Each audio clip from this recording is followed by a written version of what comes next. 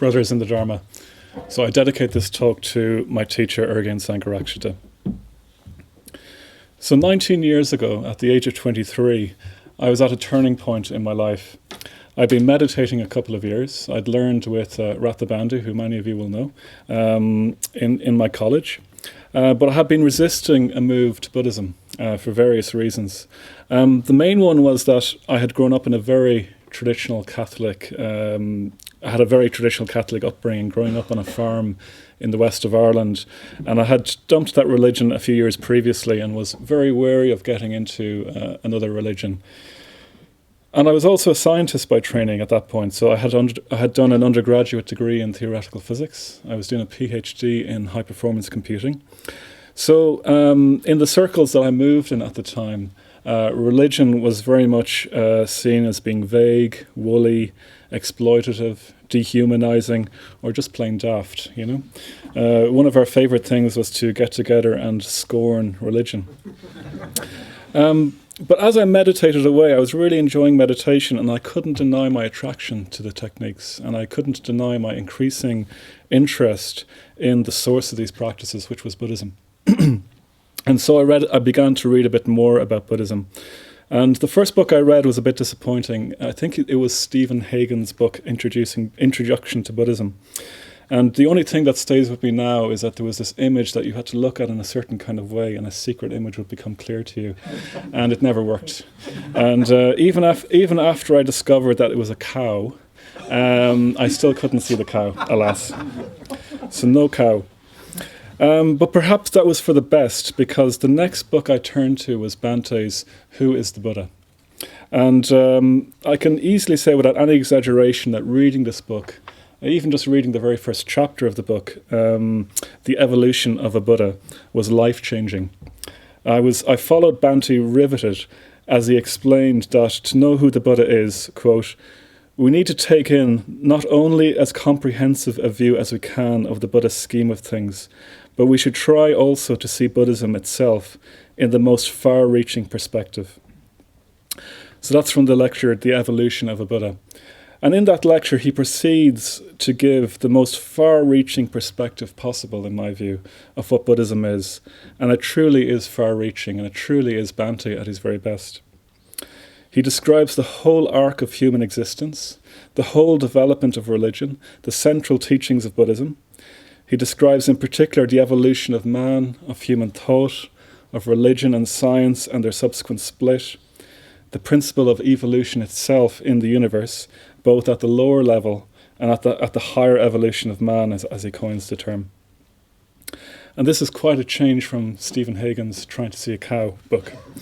And it was the first Bhante I've read, and it blew my mind. So up to that point, I never thought that a religious teacher could be so clear and so concise and so broad in his thinking, and so universal in the scope of his thinking as well. I never thought that you could bring the rigor of science to the spiritual life. I thought that you could either be a spiritual practitioner on the one hand, or have intellectual rigor on the other, but not at the same time. That was until I read this lecture. So everything in the whole universe was contained in this vision of reality being presented by Bhante, from the most basic amoeba to the most highly developed consciousness possible. As he says, just as the scientific concept of evolution involves a progression towards new biological organisms through periods of time that are practically unimaginable, so, according to Buddhism, our own lives take their place in a context of literally unimaginable temporal duration, in which, however, they are of literally cosmic importance. And with that, I had found my teacher. I had found someone who I could really and truly look up to and admire, someone who I could learn from, someone who was unquestionably far beyond me on the path, but who was concerned with helping me on the path. Someone with a vision the likes of whom I'd never met before. And in short, I found the teacher that I never even knew I was looking for in reading that book. And I've never stopped considering Bhante as my teacher since that point. So it is a real honour to be here this weekend talking about Bhante as teacher of the Paramitayana, particularly on his anniversary, the anniversary of his death. Maybe just to say a bit about what the Paramitayana means. I haven't been very familiar with this term before. Subhuti talked about it last year. So a follower of the Paramitayana, a bodhisattva, spends lifetime after lifetime of accumulating the paramitas, the great perfections. They cultivate ethics, generosity, patience, vigor or energy, meditation, and wisdom. And there are other sets of paramitas as well, up to 10 of them, but particularly including upaya kusala, skillful means.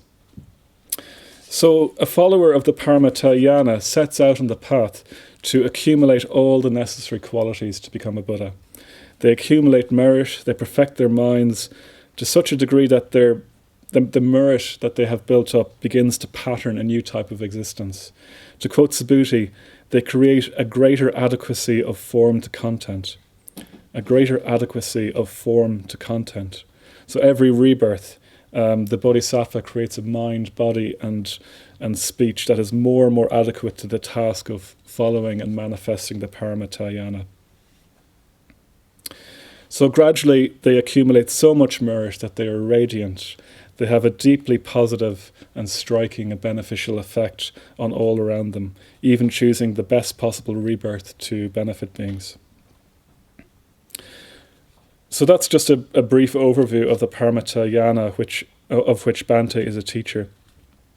In effect, for me, it's the bodhisattva ideal. It's a dedication of oneself for the benefit of all beings. And it's the greatest and broadest vision of the universe, and of life's place within that universe. It's infinitely vaster than the trap of purely personal liberation, or falling into the refined narcissism that we can get into with shiny tantric practices. As Bhante says in his talk, The Bodhisattva Principle, in the Bodhisattva, Buddhism finds its highest expression and its ultimate meaning. The Bodhisattva is indeed the meaning of life, even the meaning of existence. So that's quite something to say. And then just one more quote from that same talk. In terms of Western thought, the Bodhisattva principle is the principle of perpetual self-transcendence. Self-transcendence is the ultimate nature of higher evolution and lower evolution alike. Self-transcendence is the ultimate nature of existence. Above all, it is the true meaning of everything that goes by the name of religion, spiritual life, development of consciousness, and so on. So it's not possible to practice the Dharma really without this perspective. Going for refuge is the central and definitive Buddhist act, and the Bodhisattva ideal is intrinsic to going for refuge. As Bhante says in the history of my going for refuge, the Bodhisattva's aspiration to attain supreme enlightenment for the benefit of all sentient beings is in fact the altruistic dimension of the act of going for refuge, which by its very nature cannot be regarded as having implications for oneself alone. So this is what drew me to Bhante. This is what inspired me about Bhante and still inspires me. Just this incredibly vast, broad, deep vision of existence. I've never met it anywhere else. I've never seen it in anyone else, nor do I experience it in any other order member to the degree that I've experienced it in Bhante. And for me, what I want to dedicate my life to is the greatest possible vision of existence, is the most noble endeavour, is the greatest possible purpose to life. A life with no limits on what's possible, on how far the heart and the mind can evolve. And perhaps most of all, I want to serve the biggest and best possible vision possible. So I've always been drawn to the Bodhisattva ideal more than purely personal liberation. Freedom is important and liberation is important, but it's important because it frees me up to serve that vision more and more. And I'm really, really glad that Bhante has offered this pathway that isn't just about ourselves gaining our own liberation. Because I do become sick of my own tendencies to relate everything back to what I can get from things, bringing it back down to what's on offer for me. And I've always longed in my life, perhaps without realising it until I read Bhante, that what I've always longed for in life is something to dedicate myself to, a vision of existence that is offered by the Paramitayana. something that we can serve without ever exhausting or growing beyond, and a path that we can do with others, with real spiritual friendship on the path. So this is what I've learned from Bhante as teacher of the Paramitayana. And obviously Bhante has taught this in a number of ways through explicit teachings, but it's also something that he's practiced, embodied, exemplified throughout his life, especially as expressed in the Bodhisattva ideal. So I wanted to talk a bit about Bhante as a practitioner, or his attraction to the Paramitayana for a little bit. So it's always been clear that Bhante's whole life has been deeply inspired and touched by the Paramitayana and the Bodhisattva ideal.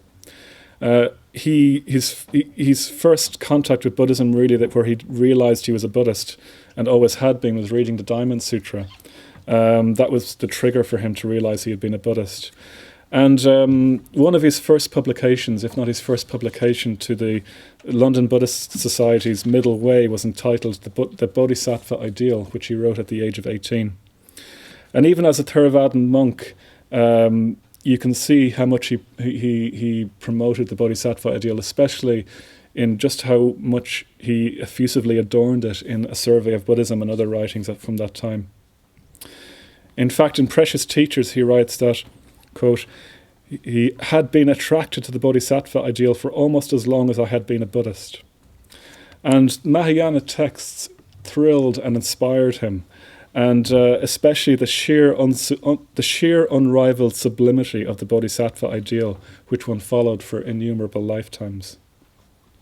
Elsewhere, he says that the Bodhisattva ideal is one of the sublimest ideals mankind has ever seen. And it was also an ideal that gave him incredible support at times, especially when he hadn't much support from people around him. So he writes, "This spiritual support I found in the Bodhisattva ideal, which provided me with an example on the grandest possible scale of what I was trying to do within my own infinitely smaller sphere and on an infinitely lower level." And then perhaps most importantly for Bhante, in October 1962, he took the Bodhisattva ordination with its 64 vows from Dharda Rinpoche. Dharda Rinpoche being someone he considered to be a living Bodhisattva and who he had spent a lot of time with and who he was intensely reverential towards. He had observed Dharda Rinpoche living out the Bodhisattva ideal, manifesting its paramitas to a high degree, and he felt very lucky to receive the Bodhisattva ordination from such a person. And in the taking of these vows from Dharda Rinpoche, Subhuti describes it as an explicit expression of what was already there implicitly, to live out his life for all sentient beings. And that's just what he did in his work. That's just what Bhante did in his work in his time in India with the newly converted Buddhists, in his work back in England with the English Sangha Trust and the Hampstead Buddhist Vihara, and in his setting up of the Western Buddhist Order and the Friends of the Western Buddhist Order and the Triratna Buddhist Order and community that we have today. So all of this, I believe, was an expression of his Bodhisattva vow, his Bodhisattva ideal, his commitment to the Paramitayana that he lived out. So in terms of Bhante embodying the Paramitayana, Subhuti asks the question in his talk, is he a Bodhisattva? And Subhuti says that he is convinced that Bhante was a living Bodhisattva who will be back again as a reborn Bodhisattva. So make of that what you will. It's almost obligatory in talks to acknowledge, obviously, that Bhante wasn't perfect. But if you look at the sheer numbers of people who have been explicitly and positively affected by Bhante in his life, it must number in the hundreds of thousands, if not even more. I was on the International Council a couple of months ago and chatting to my Indian friends. They were telling me that there's an estimated 7,000 to 8,000 mitras in India alone at the moment. So if you think about the numbers of people that Bhante has influenced, they're mitras who are committed to a Buddhist life. So the numbers of people that Bhante must have explicitly affected in their lives must be absolutely enormous. And not just by him directly in his person, but by his disciples and his disciples' disciples and so on. So he's brought the Dharma into so many places and into so many people's lives. And as Karnadaka, who Paramabandhu mentioned earlier, once said to me, if that's not the sign of a bodhisattva, what is? So was Bhante radiant and manifesting the head and body auras of a bodhisattva? I don't know. I didn't meet him enough. Certainly I remember an experience of studying with him on the Mitra conveners many years ago. And I remember particularly when he paused to reflect upon a question, having an almost visual sense of the blue sky opening up within him. There was definitely something of great depth going on in there that was far beyond my experience. And in the few times I have interacted with him and spent time with him, I've never experienced him as anything but kind and interested. But in terms of the Bodhisattva being radiant in aura, I certainly think that the community that he has created is radiant. The Triyatna Buddhist community and order does shine brightly, certainly at its best. But even when it's a little off its best, I still think that it's a very bright place in an ever-darkening world. As Bhante points out in The Inconceivable Emancipation, a Buddha field is a field of living beings, and one of the things a bodhisattva does is bring people together, build connections, build Sangha. And that's what Bhante has dedicated his life to, building Sangha, promoting a new way of being in the world, promoting a new society that we can be part of. And he dedicated his whole life, particularly and especially since he came back from India with us, to build Buddha land here and now. And we've probably all heard or read him say that by preference he would probably have stayed in India and remained in a monastery there. But instead he dedicated his life with much effort to this community that we're now part of. So we have been able to experience the Bodhisattva spirit, I think, this dynamic consciousness beyond the purely personal in our community. And Bhante has communicated and embodied this spirit in the order and in our community. This spirit is there in our order names, which he's given us as central kind of linchpins for order life.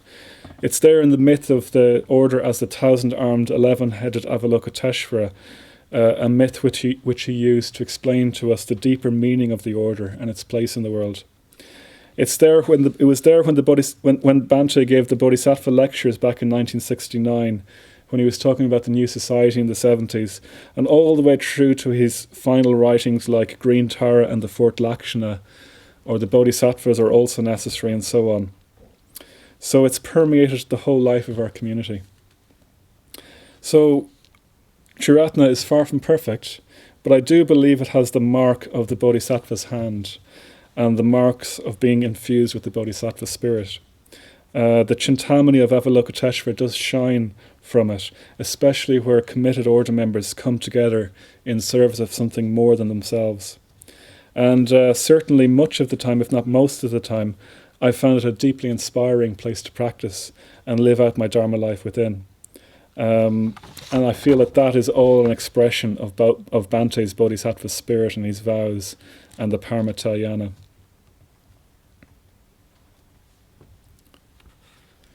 So a teacher not just teaches, but he also exemplifies. And Bhante has certainly exemplified the Paramitayana. There's probably too much here to try and say, so I am just going to be brief with each of these. So in terms of generosity or dana, quite simply, he's given his whole life to our community, to building our order and community. And he assures us in his paper, What is the Western Buddhist Order, that was no easy matter. Yeah, I could well imagine him living out a comfortable life in India, well recognized, well respected, happily pursuing his writings, happily meeting friends, without all the hassle that he has gone through in trying to build this community. But he has given so much of himself over such a long period of time.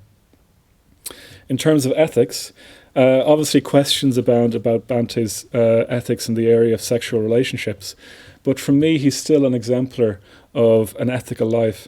And where I particularly see this is his description of ethics in the 10 Pillars of Buddhism. And what he communicates there, for me most fully than anything else, is just how deeply aesthetic a matter ethics are. aesthetic a matter in terms of the Dharma life generally, but for Bhante as well. So much of the time, ethics for me doesn't feel aesthetic. It feels a struggle, something I have to work with. But with Bhante, it does seem that he has such a deeply developed ethical aesthetic. And from the stories I've heard from close disciples of him over the years, I've just hear again and again Bhante's great concern and care for people, which continued in his meeting so many people right up to his death. In terms of energy, the third paramita, I never got to see Bhante in his heyday, which by his own description was back in when he was in India before he even came to the West, or in the early days of our community. For me, he was always a slightly old man in a cardigan, usually in a chair in Adhisthana or Madhyamaloka. But by the sounds of it, from friends who were around him back in the early days, it was quite a tantric experience at times being around Bhante. It was like being in a room, a small room with a dangerous lion, or being near a very powerful electric current.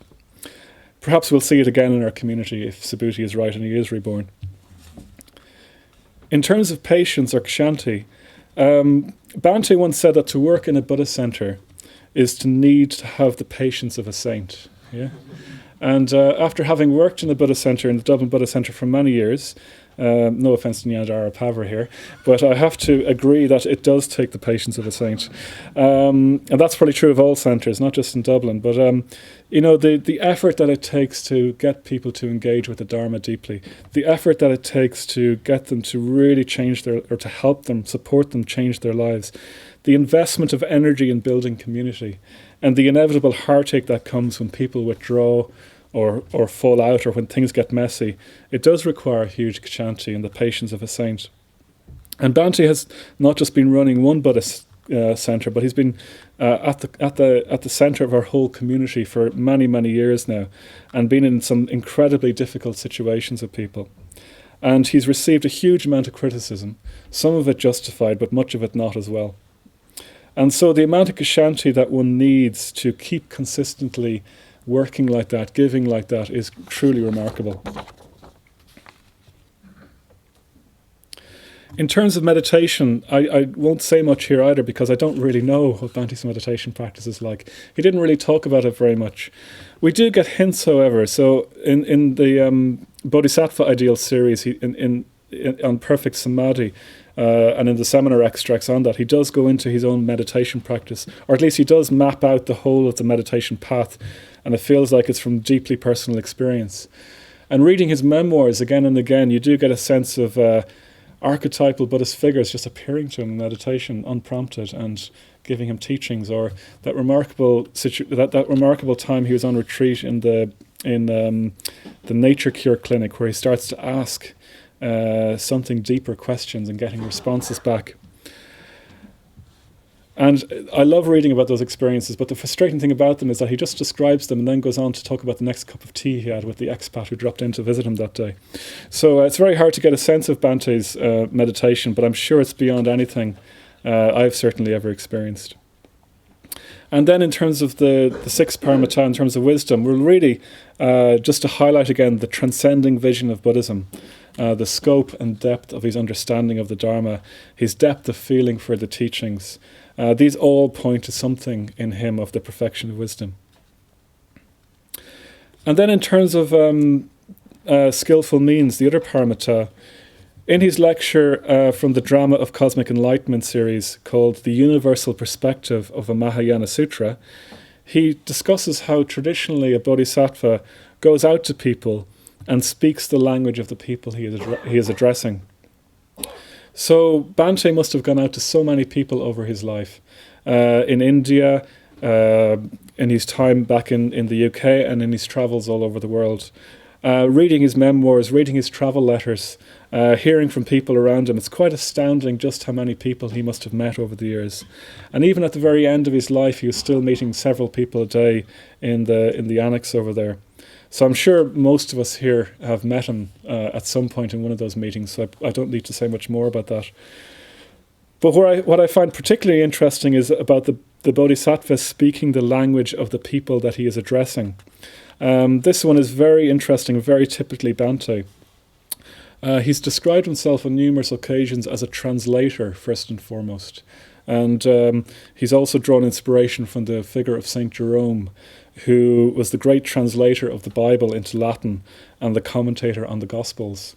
So that feels a very appropriate image for Bhante to draw upon for himself. What he's done in particular is translate the Buddhist tradition into a new form that's uniquely accessible for us here in the West. Obviously, it's not just for the West anymore, having spread back into India and into Latin America and Eastern Europe and so on. But traditionally, the Bodhisattva duty was... So he's done all that. Now, traditionally, the Bodhisattva duty would firstly be translating the teachings into the vernaculars, into the local languages.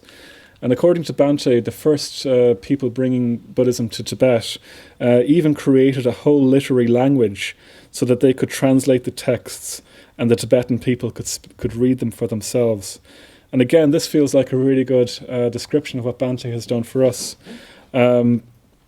With his emphasis and his distinctive approach, he's given us the key to the whole of the Buddhist tradition.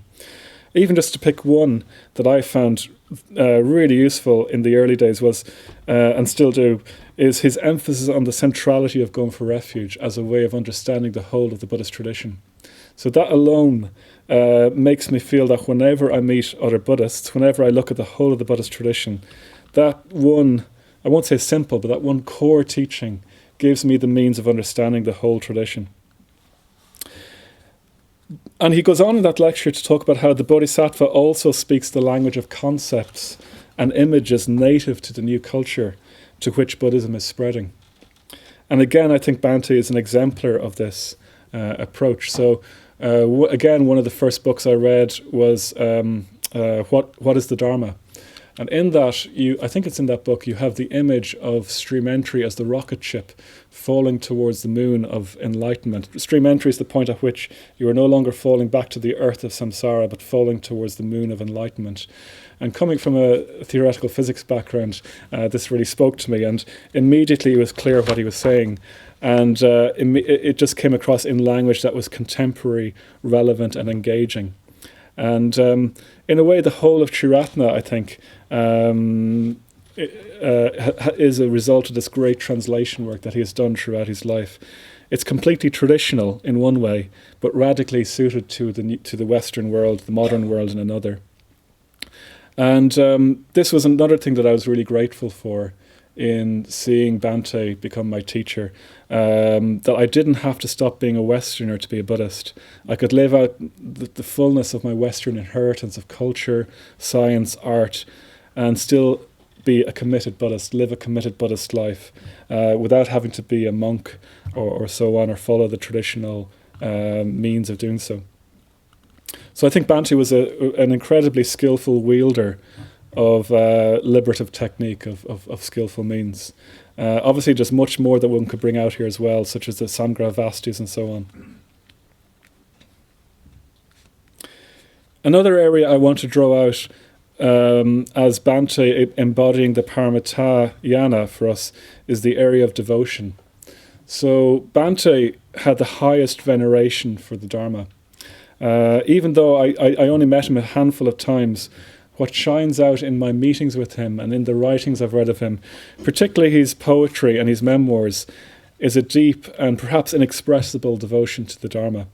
I wonder if I'll ever meet anyone with such a strong response, devotional response to the Dharma. And I do wonder if this is what a true mark of a bodhisattva is, a true mark of insight, that the Dharma is truly and deeply your fundamental frame of reference.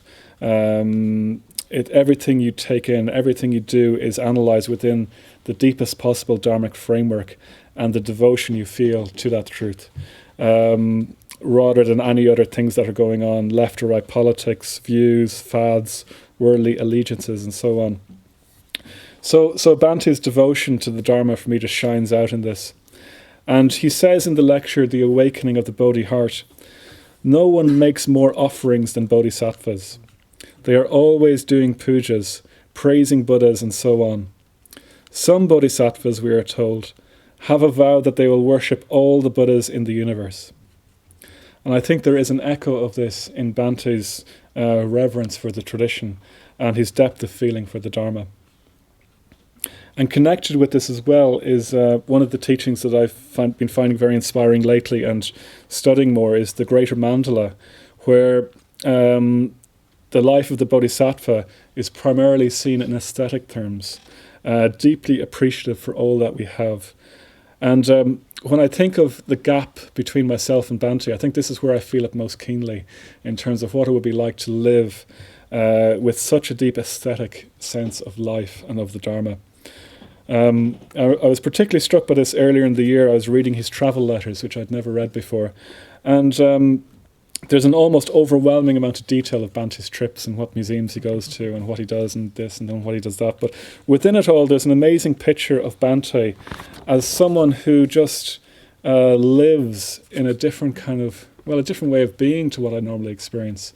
I just think of the example when he was in New Zealand in 1979, living in a caravan on an ordination retreat deep in the countryside. Despite all that was going on, he would keep the whole morning to himself and just sit on the veranda of the caravan, not doing anything but looking out at the lush and beautiful landscape for hours on end. So he lived in this Greater Mandala more fully than I've probably ever experienced. And for me, again, this is Bhante as the great teacher of the Paramitayana. So to start to finish up, I wanted to try, in terms of summarising, I wanted to try and summarise what Bhante has given us, and in particular summarising what Bhante as teacher of the Paramitayana has given to us. And I'm going to borrow from someone else again. So I was fortunate enough to be on the team of the 4-month ordination retreat this year in Guhiloka, and I was present for an excellent talk by Maitra Bandhu about what Bhante has given us. And Maitra Bandhu in that talk suggested that Bhante has offered us 3 things: a vision of truth, expressed in a culture of Kalyana Mitrata, which is for the benefit of all beings. So I'll say those again. So Bhante firstly has offered us a vision of truth. He's offered us the vision of a universe alive with meaning, and the greatest possible meaning to which we can dedicate our lives. And that meaning is the Paramitayana, the Bodhisattva ideal, in which, to quote him again, Buddhism finds its highest expression and its ultimate meaning.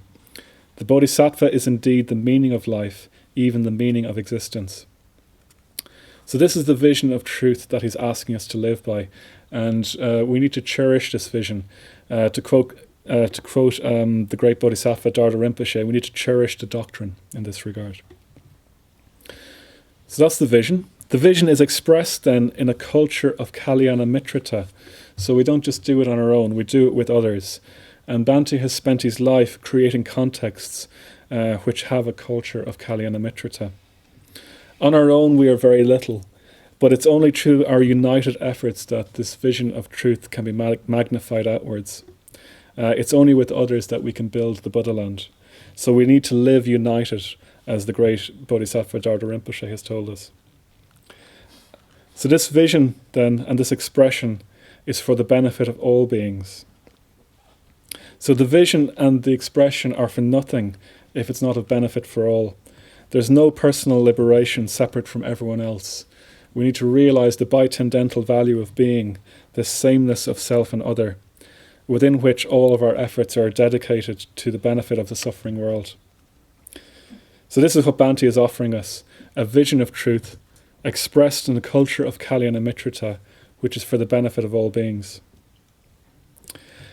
And Bhante finishes his seminar, The Endlessly Fascinating Cry, with a description of how Shantideva urged his disciples to practice. And I feel Bhante is urging us in this way too, so I'll end with this. So he urges us to devote ourselves, quote, to helping relieve the whole mass of human suffering, without going too much into whether it's your suffering, or my suffering, or anyone else's suffering. There's a big black cloud hanging over the whole human race, and it needs to be dispelled by the united efforts of us all.